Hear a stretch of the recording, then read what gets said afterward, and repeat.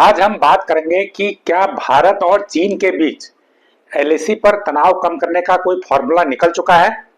देखिए, आज विदेश सचिव विक्रम मिस्री ने ऐलान किया कि भारत और चीन के बीच एलएसी पर फिर से गश्त शुरू करने के लिए एक समझौता तैयार हो चुका है।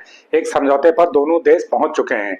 अब उस समझौते का इम्प्लीमेंटेशन होना है, इसकी घोषणा अगले कुछ दिनों में की जाएगी और जल्दी ही उस समझौते के अनुरूप वहां पर गश्त शुरू हो जाएगी। आपको पता है कि एलएसी पर जून 2020 में गलवान घाटी संघर्ष हुआ था। उसमें भारत के 20 जवान मारे गए थे, तो चाइना के इससे कहीं ज्यादा जवान मारे गए थे। उसके बाद से दोनों देशों के बीच तनाव आ गया था, एलएसी पर टकराव की स्थिति बन गई थी। 7 बिंदुओं पर टकराव पैदा हो गया था और उसके बाद से वहां पर जो दोनों देशों की सेनाएं गश्त करती थी वो गश्त बंद पड़ी थी। इस बात को 4.5 साल हो गए आज, और 4.5 साल के बाद आज ये रास्ता खुल रहा है। देखिए, इसलिए ये बात महत्वपूर्ण इसलिए भी है क्योंकि कल से रूस के कजान में ब्रिक्स शिखर सम्मेलन शुरू हो रहा है और ब्रिक्स में भारत भी मेंबर है और चाइना भी मेंबर है। तो प्रधानमंत्री नरेंद्र मोदी भी उसमें हिस्सा लेने जा रहे हैं और रूस के राष्ट्रपति शी जिनपिंग भी वहां पर आएंगे। तो ये माना जा रहा है कि ये जब जो पर्दे के पीछे जो पूरा समझौता हुआ है, ये प्रधानमंत्री नरेंद्र मोदी और रूस के राष्ट्रपति शी जिनपिंग के बीच एक बैठक की एक जमीन तैयार कर ली गई है। अब वहां पर दोनों नेता मिलेंगे, बैठक करेंगे, द्विपक्षीय बैठक भी करेंगे। सम्मेलन के इतर होगी बैठक, सम्मेलन अपनी जगह होगा, या अलग से बैठक होगी साइडलाइन, इसको साइडलाइन मीटिंग कहते हैं। वहां पर इस बात का ऐलान हो सकता है कि समझौते का ऐलान हो सकता है और दोनों देश हाथ मिला सकते हैं और दोनों देशों के बीच अच्छे संबंधों की फिर से शुरुआत हो सकती है। तो इसकी संभावना व्यक्त की जा रही है। देखिए, जब गलवान घाटी संघर्ष हुआ था तो 7 बिंदुओं पर तनाव पैदा हो गया था। उसमें एक तो 2 एरिया तो पेंगोंग लेक के थे, उत्तर और साउथ के एरिया। इसके अलावा गोगरा था, हॉट स्प्रिंग था और गलवान था। तो ये 5 जगह तो ये थी जहां पर तनाव था। इन 5 जगहों से सेना हट चुकी है और ये 2021-22 में सेना हट चुकी थी। जो कमांडर लेवल की पहले कई दौर की वार्ताएं हुई थी, उसके बाद इन स्थानों से सेनाएं पीछे हट चुकी थी। उसके बाद देपसोंग और डेमचौक 2 एरिया ऐसे हैं जहां पर अभी भी सेनाएं आमने सामने खड़ी हैं और वहां पर अभी डिसएंगेजमेंट होना है, सेनाओं को पीछे हटना बाकी है। तो ये माना जा रहा है कि जैसे ये गश्त वाला एग्रीमेंट शुरू हो जाएगा, देपसांग और डेपचोंग से भी सेनाएं पीछे हट जाएंगी। तो एक बात तो इसकी ये हुई। अब दूसरा सवाल ये उठता है कि गश्त होगी कहां से, कैसे होगी? क्या जो जून 2020 से पहले जो गश्त की व्यवस्था थी वो व्यवस्था फिर से बहाल हो जाएगी, या फिर अब जो बातचीत हुई है, जो समझौता हुआ है, उसमें कोई नई व्यवस्था गश्त को लेकर की गई है? संभावना तो इस बात की है कि कोई नई व्यवस्था की गई है। पुरानी व्यवस्था क्योंकि टकराव वाली थी। देखिए, पुरानी व्यवस्था में क्या होता था कि जो भारतीय सेनाएं हैं, भारतीय सेना और आईटीबीपी दोनों मिलकर बॉर्डर को गार्ड करते हैं वहां पर। तो भारतीय सेना फिंगर 8 तक जा सकती है। फिंगर 8 वहां पर चोटी है, वो फिंगर 8 तक भारतीय सेना गश्त करती थी। तो जबकि चीन की सेनाएं फिंगर 4 तक आती थी, क्योंकि बॉर्डर वहां पर क्लियर नहीं है कहां पर है। तो अब आप एक लाइन में सोचिए, फिंगर 1 2 3 4 5 9 तक है, तो उसमें से जो चीन की सेनाएं फिंगर 4 तक आती है, भारतीय सेनाएं फिंगर 8 तक जाती थी।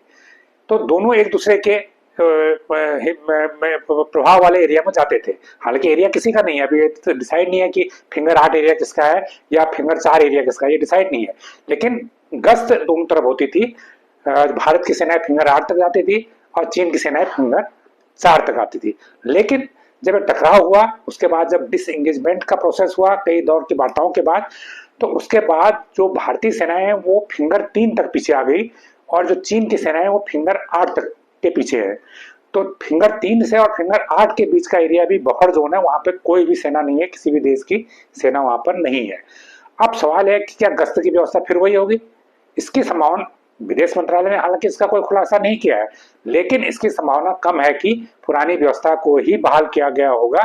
हो सकता है कि नई व्यवस्था में कोई ऐसी व्यवस्था कर दी जाए कि भारतीय सेना इस पॉइंट तक जा सकती है और चीन की सेनाएं इस पॉइंट तक जा सकती है, क्योंकि जो असल टकराव होता है वो गश्त के दौरान ही होता था। तो गलवान घाटी का संघर्ष भी हुआ या उससे पहले जो भी टकराव हुए, दोनों देशों की सेनाएं जब टकराती थी वो इसी टकराव, इसी गश्त के दौरान ही होता था। पेट्रोलिंग होती थी, सेनाएं आती थी। अगर उसमें जो पुरानी टीम होती थी वो तो बात को समझ लेती थी, जब कोई नई टीम आती थी तो वहां पर टकराव बढ़ जाता था। तो ये माना जाता था कि अगर चीन की सेना गश्त पर आ रही है, उस रास्ते में इंडिया की सेना मिल गई तो कहते नहीं आप हमारे एरिया में घुस आए, भारतीय सेना कहती नहीं आप हमारे एरिया में घुस आए, तो इससे टकराव होता था। तो शायद ये माना जा रहा है कि जो नया समझौता हुआ है उसमें ऐसी व्यवस्था कर दी गई होगी कि चीन और भारत की सेनाओं का आपस में टकराव नहीं हो। हालांकि ये क्या है, क्या समझौता हुआ है, ये मुझे लगता है कि जब शिखर सम्मेलन, ब्रिक्स वाला शिखर सम्मेलन की पूरा होगा और वहां पर दोनों देशों के अगर राष्ट्राध्यक्षों के बीच आपस में बात होती है तो उसके बाद ही इसका खुलासा होगा। विदेश मंत्रालय या सेना ने अभी तक बहुत ज्यादा जानकारी इसके बारे में नहीं दी है, सिर्फ ये कहा कि हमारी पेट्रोलिंग फिर से शुरू करने पर सहमति बन गई है और हम ये भी उम्मीद करते हैं कि इस सहमति बनने के बाद, पेट्रोलिंग शुरू होने के बाद जो 2 जगह बची हैं, डेप्सांग और डेमचौक में जो तनाव की 2 जगह बाकी बची हैं, वहां से भी तनाव खत्म हो जाएगा, वहां से भी सेनाएं पीछे हटने का रास्ता खुल जाएगा। अब सवाल ये उठता है कि 4.5 साल के बाद ये टकराव कैसे खत्म हो रहा है, आखिर जब 4.5 साल में नहीं हुआ तो अब अचानक क्या हुआ। देखिए इसमें 3 बातें प्रमुख हैं। एक तो भारत और चीन दोनों चाहते हैं कि संबंध सुधरे। देखिए भारत इसलिए चाहता है कि भारत में ये एक बड़ा राजनीतिक मुद्दा बन गया है, विपक्ष लगातार ये आरोप लगा रहा है कि भारत की जमीन पर चीन ने कब्जा कर लिया है, इसलिए भारत चाहता है कि विपक्ष के इस आरोप को खारिज करने के लिए यथास्थिति बहाली जरूरी है। 2020 से पहले की स्थिति, कम से कम उससे पहले की स्थिति, एक बेहतर स्थिति बहाल हो जाए ताकि विपक्ष का मुंह बंद किया जा सके और विपक्ष को चुप कराया जा सके।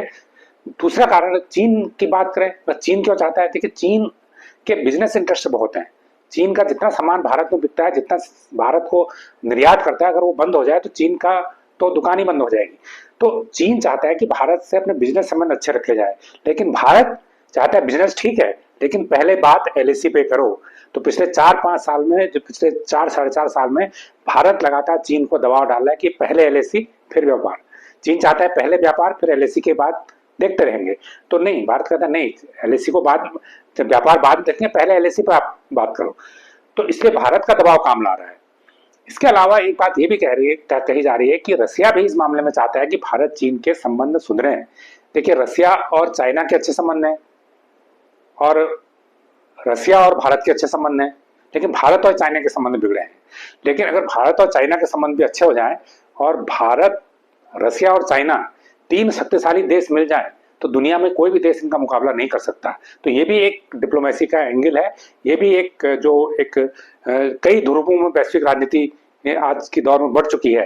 तो पहले 1 या 2 ध्रुव की राजनीति होती थी, 2 ध्रुव हुआ करते थे, एक वेस्ट और एक ईस्ट, लेकिन अब कई ध्रुवीय राजनीति बन गई है। तो इसलिए भारत चाहता है, रसिया चाहता है कि भारत और चाइना के संबंध अच्छे हों और व्लादिमीर पुतिन जो है रसिया के राष्ट्रपति हैं, वो लगातार पीएम नरेंद्र मोदी से मुलाकात कर रहे हैं, वो लगातार शी जिनपिंग से मुलाकात करते हैं। तो हो सकता है कि एक जो पर्दे के पीछे डिप्लोमेटिक चैनल रहता है तो यहाँ से भी वो चैनल ने काम किया हो, लेकिन कुल मिला के ये एक अच्छी शुरुआत है। अगर दोनों देशों के संबंधों में सुधार आता है, दोनों देशों के जो एलएसी का मुद्दा सुलझता है और वहां पर जून 2020 से पहले की स्थिति बहाल होती है, तो मुझे लगता है कि ये दोनों देशों के लिए अच्छी स्थिति है। और दोनों देशों की सेनाएं जो अभी भी बड़ी मात्रा में, ठीक है आमने सामने नहीं है, लेकिन उस एरिया में बड़ी संख्या में कम से कम 2.5 लाख सेनाएं भारत की तैनात है और 2.5 लाख सेनाएं कम से कम चाइना की तैनात है उस एलएसी के आसपास। तो वो सेनाएं पीछे हट सकती हैं और वहां पर बहुत कम सेना की जरूरत पड़े। वहां पर एलएसी पर सेना का खर्चा बहुत ज्यादा होता है क्योंकि वहां पर -10 डिग्री से लेकर 20 डिग्री तक टेम्परेचर होता है। तो वहां पर जो कॉस्ट है सेना की तैनात करने की वो बहुत ज्यादा होती है, वो बहुत ज्यादा होती है, उससे कल्पना नहीं की जा सकती है। तो अब अगले 2 दिन में इस पर स्थिति साफ होगी। और आज जो विश्लेषण है, जो आज की जो डेवलपमेंट है, विदेश मंत्रालय का जो ऐलान है विदेश सचिव ने किया है, उसका ये विश्लेषण आपको कैसा लगा आप हमें कमेंट करके जरूर बताएं। जो लोग इस चैनल को पहली बार देख रहे हैं वो इसको लाइक करें, सब्सक्राइब करें